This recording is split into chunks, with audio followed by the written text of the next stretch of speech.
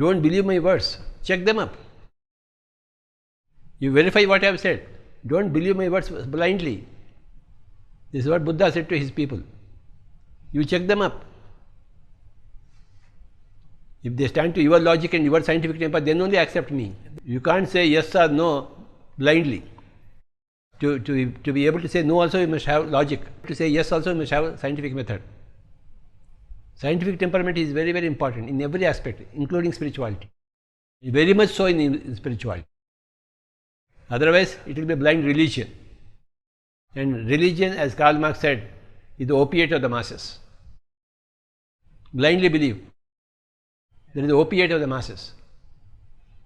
Science is not opiate. Science it will liberate you. Most important science. Yes, sir. Is the basis of all other sciences.